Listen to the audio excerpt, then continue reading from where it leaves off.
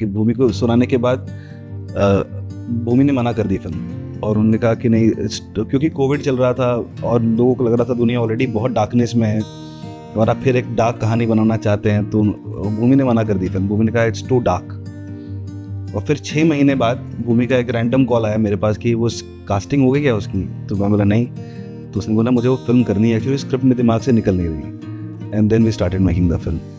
अगर मैं दिखाता कि एक पुलिस वाला जांच कर रहा है तो पुलिस वाले के पास ना एक कमाल का पावर ऑलरेडी होता है। वर्दी होती है, गन होता है, कंधे पे सितारे होते हैं और वो बहुत पावरफुल कैरेक्टर होता है। और जर्नलिस्ट को लोग पावरफुल अनफॉर्चुनेटली नहीं समझते हैं।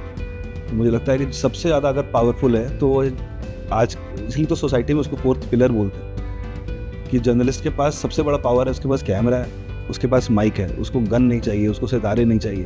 वो किसी की बोलती बंद कर सकता है, सरकार गिरा सकता है, सरकार बदल सकता है, जर्नलिस्ट कुछ भी कर सकता है। हमारी स्क्रीनिंग थी दिल्ली में और हम लोग नेशनल कमीशन फॉर वुमेन के लोगों को फिल्म दिखा रहे थे और ऑडिटोरियम में 200 औरतें थीं और कुछ लॉयर्स थे जो सुप्रीम कोर्ट के थे। तो जब फिल्म ख़त्म हुई तो मेरी बहुत अच्छी दोस्त है फौजिया, जिसने मुझे रिसर्च में भी हेल्प की थी, वो उनके हस्बैंड, उनके साथ के बाकी लॉयर्स, वो 15 मिनट तक रो रहे थे और उन्होंने मुझे हक करके बोला कि थैंक यू। हम जिसके लिए लड़ रहे थे हमने सिर्फ इमेजिन किया है कि ये कैसे होता है, बट आज जब हम देख रहे थे तो मुझे लगा कि शायद हम मुझे लाइफ में सही कॉज के लिए लड़ रहे हैं। हाय, मैं हूँ पुलकित और आप मुझे देख रहे हैं डायरेक्टर्स डायरी विद फिल्मी पर।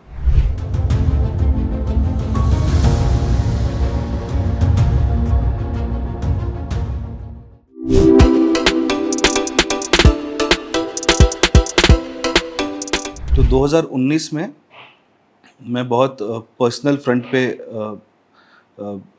लाइफ से लड़ रहा था। मुझे कैंसर हो गया था और उस समय मैंने ये डिसाइड किया था कि यार इससे लड़ना है तो इससे बड़ा कुछ मकसद ढूंढना पड़ेगा जिसकी वजह से इससे बाहर निकला जाए। तो ज्योत्सना जो को राइटर है वो मेरी वाइफ भी है, उस समय मेरी गर्लफ्रेंड हुआ करती थी। तो हमने ये डिसाइड किया कि कुछ लिखते हैं और कुछ लिखते हैं जिसमें हम अपना दर्द ट्रांसलेट कर सकते हैं। सो उसको ढूंढते ढूंढते हम शेल्टर होम्स की कहानियों में पहुंच गए और जब उसको रिसर्च करना शुरू किया, जब तहें खुलने लगी उस चीज़ की, तो एहसास ये हुआ कि हमारा जो दर्द है अभी, इससे कई ज़्यादा दर्द उन बच्चों के साथ हो रहा होगा, शायद अभी भी हो रहा होगा जब हम बात कर रहे हैं। तो वो सामने लाना बहुत ज़रूरी है और अगर वो लिखेंगे तो शायद अपना दर्द छोटा लगेगा। तो हमने अपने दर्द से लड़ने के लिए एक बड़ा दर्द ढूंढना शुरू किया और फिर हमें कहानी मिली, फिर हमने रिसर्च शुरू किया और फिर हमने राइटिंग शुरू की।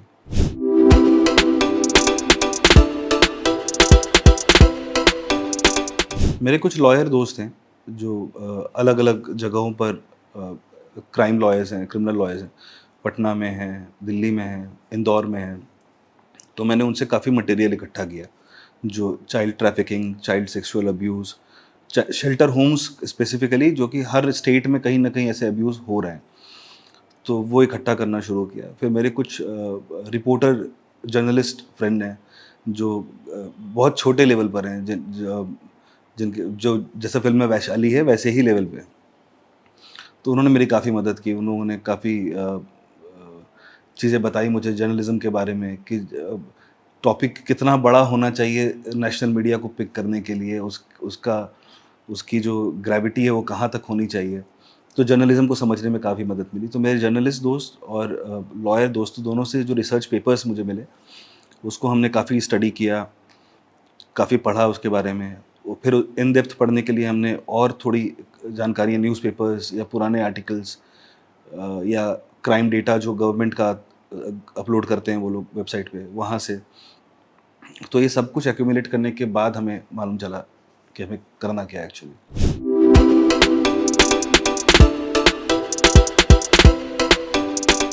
स्क्रिप्ट लिखने से पहले टाइटल मेरे पास था। क्योंकि एक दिन मैं और मेरी वाइफ और मेरा एक दोस्त है प्रशांत, हम तीनों बात कर रहे थे। तो बात करते करते शब्द ये निकला कि ऐसे लोगों को टर्म क्या दिया जाए कि जो इतना घिनौना सोच सकते हैं, इतना घिनौना कर सकते हैं।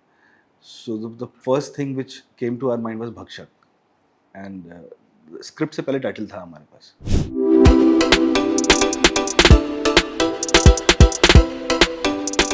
पहली बात यार, ऑडियंस को कभी कमज़ोर और ताकतवर नहीं समझना चाहिए। ऑडियंस जो है ना वो बहुत पावरफुल है। वो आपके साथ किसी भी लेवल पे जुड़ सकती है और किसी भी लेवल पे आपसे अलग भी हो सकती है। जब आप ऐसी रियल स्टोरी पे फ़िल्म बनाते हैं जो कि सिर्फ़ सिनेमा बनाने के लिए ज़रूरी नहीं है, जो आप उनको दिखाना भी चाहते हैं कि आपके बीच में हो रहा है। तो आपको उनके बीच की फ़िल्म बनाने के लिए ना बहुत ज़्यादा रिलेटेबिलिटी चाहिए होती है। आप उनके साथ कुछ ए भक्षक को मैं एक्शन थ्रिलर भी बना सकता था। कई हो सकता था कि जो वैशाली का कैरेक्टर है वो कई बार शेल्टर होम के अंदर जाए, लेकिन आपने फ़िल्म देखी है, आपको पता होगा कि कभी शेल्टर होम के अंदर भी नहीं गई है। जो मेरी हीरो है, वो कभी अंदर नहीं गई है शेल्टर होम के। तो उनके बीच की फ़िल्म बनाने के लिए ना, आपको ये सोचना बहुत ज़रूरी होता है कि ऐसी फ़िल्म बनाओ जो हर आदमी कंज़्यूम कर सकता है। ना स्मार्ट, ना बेवकूफ़, हर आदमी कंज़्यूम कर सकता है। क्योंकि ऑडियंस जो है वो अल्टीमेटली तो जज वही करेंगी ना फ़िल्म को, और बनाया तो उनके लिए जा रहा है, खुद देखने के लिए तो बना नहीं रहे। तो वो कंज़्यूम कैसे करेंगी, वो बहुत ज़रूरी है रियल स्टोरी के लिए। अदरवाइज़ हमने पास्ट में देखा है, बहुत सारे इम्पोर्टेंट इश्यूज़ पे फ़िल्म बनी है और वो फ़िल्म ऑडियंस तक पहुँच ही नहीं पाई है, क्योंकि ऑडियंस ने बोला हमें देखना नहीं है, क्योंकि वहाँ रिलेटेबिलिटी ख़त्म हो जाती है। तो जो भक्षक को बहुत ज़्यादा जो प्यार मिल रहा है, ख़ासकर ऑडियंस से, और ऑडियंस में ये नहीं कहूँगा कि सिर्फ़ बॉम्बे और दिल्ली की ऑडियंस है। ट्विटर पे, इंस्टाग्राम पे जो जिस तरीके के टैग्स मुझे आ रहे हैं, वो अनइमेजिनेबल है। झांसी से, भोपाल से, पटना से, ऐसे रैंडम शहर से जहाँ इवन साउथ से, क्योंकि फ़िल्म 4 भाषाओं में अवेलेबल है, तेलुगु, तमिल भी अवेलेबल है, तो साउथ से भी जो रिस्पॉन्स आ रहा है, वो भी वैसा ही है। जो बाहर के देशों से रिस्पॉन्स आ रहा है, वो भी वैसा ही है। तो आप रिलेटेबल बनाओगे तो लोग देखेंगे।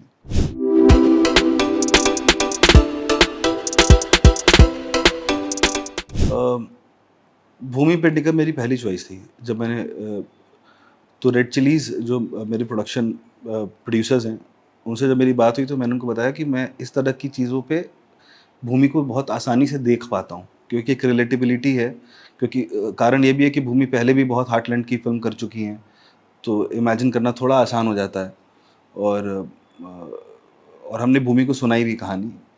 मैं भी इनको बता रहा था कि भूमि को सुनाने के बाद अ, भूमि ने मना कर दी फ़िल्म। ओके। और उन्होंने कहा कि नहीं, क्योंकि कोविड चल रहा था और लोगों को लग रहा था दुनिया ऑलरेडी बहुत डार्कनेस में है और आप फिर एक डार्क कहानी बनाना चाहते हैं, तो भूमि ने मना कर दी फ़िल्म। भूमि ने कहा इट्स टू डार्क। और फिर 6 महीने बाद भूमि का एक रैंडम कॉल आया मेरे पास कि वो कास्टिंग हो गई क्या उसकी? तो मैं बोला नहीं। तो उसने बोला मुझे वो फ़िल्म करनी है, एक्चुअली स्क्रिप्ट मेरे दिमाग से निकल नहीं रही। And then we started making the film. So Bhumi पहली चॉइस थी और लकीली भूमि ने फ़िल्म की। संजय सर इत्तेफ़ाक से आ गए। संजय मिश्रा। हाँ, संजय मिश्रा इत्तेफ़ाक से फ़िल्म में आ गए। मैं किसी और को कास्ट करने की कोशिश कर रहा था, वो रोल बहुत छोटा था पेपर पे। और संजय मिश्रा उन दिनों रेड चिलीज़ की एक फ़िल्म उन्होंने की थी, कामयाब। तो वो ऑफ़िस में नज़र आ गए मुझे, तो एक दिन मैंने उनको पकड़ के बोला कि सर एक कहानी सुनानी है। उन्होंने बोला हाँ सुनाओ, और सुनाया तो उन्होंने बोला मैं करूँगा। और संजय मिश्रा वहाँ से जुड़े हमारे साथ। तो संजय मिश्रा मैंने इमेजिन नहीं किया था कभी, बट जब ऑफ़िस में उनको देखा तो मुझे लगा अरे यार ये आदमी हो सकता है, क्योंकि जिस तरीके से वो चलते हैं, जिस तरीके से वो बात करते हैं, कुछ तो अलग है उस आदमी में। And we are truly blessed to have Sanjay Mishra in the film. I think वो ब्लेसिंग मिल गई हम लोग को।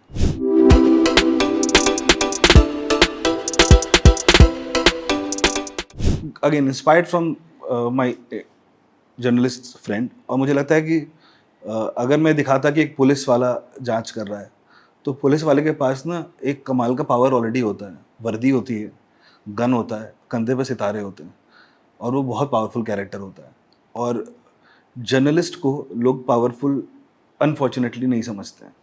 तो मुझे लगता है कि सबसे ज़्यादा अगर पावरफुल है तो वो आज, इसलिए तो सोसाइटी में उसको फोर्थ पिलर बोलते हैं, कि जर्नलिस्ट के पास सबसे बड़ा पावर है, उसके पास कैमरा है, उसके पास माइक है, उसको गन नहीं चाहिए, उसको सितारे नहीं चाहिए। वो किसी की बोलती बंद कर सकता है, सरकार गिरा सकता है, सरकार बदल सकता है, जर्नलिस्ट कुछ भी कर सकता है। तो इसीलिए जर्नलिस्ट चूज़ किया हमने।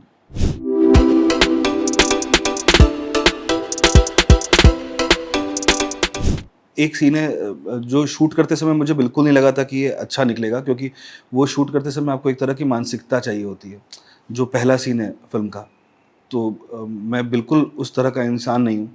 तो जब आप वो सीन शूट कर रहे थे तो मैं खुद ही मॉनिटर नहीं देख पा रहा था। मुझे लगा मैं पता नहीं क्या कर रहा हूँ, and I don't know if the scene will make any sense to people. तो मैंने बहुत रैंडम शूट किया था वो सीन, क्योंकि जब आप शूट करते हो, खासकर जितना दर्दनाक वो सीन है, जब जब आप वो शूट करते हो तो कई बार आप अपने आप पे भी सवाल करते हो कि आप क्या कर रहे हो। सो वो सीन शूट करते समय मुझे नहीं लगा था कि मैं इस सीन में जस्टिस कर पाऊँगा, लेकिन जब मैंने एडिट देखा तो मुझे लगा कि ये बिल्कुल वैसा ही हुआ। वो मैजिक हुआ था। एक वो सीन है, और एक सई तमनकर का एक सीन है जब वो एक आईजी के सामने बैठी होती हैं और आईजी उसको बोलता है कि आप अच्छा काम कर रही हैं शहर में, हर आदमी आजकल हेलमेट लगा के घूम रहा है, मुझे पता है, मुझे यकीन है कि एक दिन आप लोगों को सीट बेल्ट का मतलब भी समझा देंगी। तो एक आईजी एक आईपीएस ऑफिसर को बात कर रहा हो, जिस औरत है, तो जिस तरीके से उसको समझा रहा है कि तुम्हारा काम इतना ही है, तो वो मुझे लगता है 2-3 ऐसे 2-3 एग्ज़ाम्पल्स हैं, लेकिन ये 2 सीन बहुत स्पेसिफिकली बहुत वो थे।